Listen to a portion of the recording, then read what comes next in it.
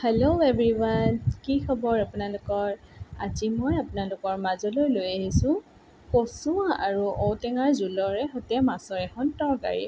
প্ৰথমতে মই কচুকেইটা ভালদৰে বাকলি এৰাই পিচ পিচকৈ কাটি লৈছোঁ আৰু লগত কেইপিচমান ঔটেঙাও দি লৈছোঁ। এতিয়া গোটেইখিনি মই ৰেডি কৰি লৈছোঁ। কুকাৰ এটাত মই 2 গিলাচ পানী দিছোঁ, দি তাতে অকণমান নিমখ, হালধি আৰু মই পানী অলপ দি কুকাৰত 2টা চিটি লগাই দিছোঁ আৰু গোটেইখিনি একেলগে বইল কৰি লৈছোঁ। এয়া বহুত বেছি পানী দি নল'ব, আপোনালোকে জোখমতে দিব। এতিয়া কুকাৰত মই চিটি 2টা লগাই লৈছোঁ। এতিয়া চিটিটো খুলি এইখিনি মই পাত্ৰ এটাত উলিয়াই ৰাখিছোঁ। ইফালে মই মাছ ৰেডি কৰি লৈছোঁ নিমখ হালধি সানি। কেৰাহী এটা দি দিছোঁ, তাতে দি লৈছোঁ মিঠাতেল আৰু মিঠাতেলখিনি অকণমান গৰম হ'বলৈ দিছোঁ। এতিয়া লাহে লাহে মিঠাতেলখিনি গৰম হৈ আহিছে। লগতে মই যিখিনি হালধি নিমখ লগাই মাছ ৰেডি কৰি ৰাখিছোঁ সেইখিনি মই এপিচ এপিচকৈ ইয়াতে ফ্ৰাই কৰি ল'ম।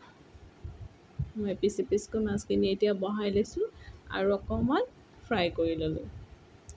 এতিয়া মই কেৰাহী এটা এইফালে পাতি লৈছোঁ আৰু তাতে মিঠাতেল দি দিছোঁ।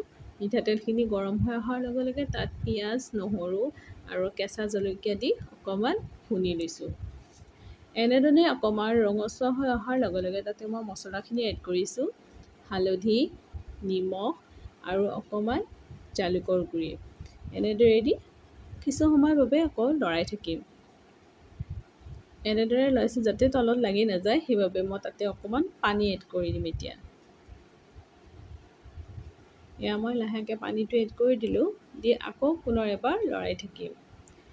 লৰাই ভালদৰে এতিয়া পেষ্টটো মিহলি হৈ যোৱাৰ লগে লগে যিখিনি মই ঔটেঙা আৰু কচু বইল কৰি ৰাখিছিলোঁ এইখিনি মই এতিয়া তাতে ঢালি দিম আৰু যে ফ্ৰাই কৰি মাছখিনি ৰাখিছিলোঁ সেইখিনি উঠাই ইয়াতে দি দিলোঁ আৰু এতিয়া ভালকৈ হেতা এখনেৰে তৰকাৰীখন মিলাই দিলোঁ। এয়া চাওক, তৰকাৰীখন বইল আহি আছে। বইল অহাৰ লগে লগে মই তাতে এখন ঢাকনি লগাই দিম। গেছটো ল' ফ্লেমত ৰাখিব আৰু কিছু সময়ৰ বাবে তৰকাৰীখনত ঢাকনি লগাই দিব।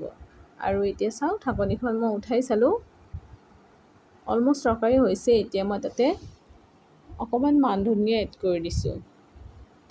সোৱাদটো ভাল হয় আৰু ভাল এটা চেণ্টো আহে, সেইবাবে মান ধনিয়াটো ইয়াতে এড কৰিছোঁ। আপোনালোকে ধনিয়াও দিব পাৰে। আৰু ইফালে মই দুপৰীয়া সাজটো ৰেডি কৰি লৈছোঁ। এয়া চাওক, লগত আছে শাক ভাজি, তিয়ঁহৰ চালাড আৰু কচু আৰু মাছৰ তৰকাৰী। এয়া, আৰু আপোনালোকে যদি ৰেচিপিটো চাই ভাল পালে তেনেহ'লে লাইক, শ্বেয়াৰ আৰু ছাবস্ক্ৰাইব কৰিবলৈ একেবাৰে নপাহৰিব। আৰু এনেদৰে কচু আৰু মাছৰ জুতি এসাঁজ লৈ চাবচোন কেনে লাগে। আজিলৈ ভিডিঅ'টো এৰিছোঁ। Bye bye.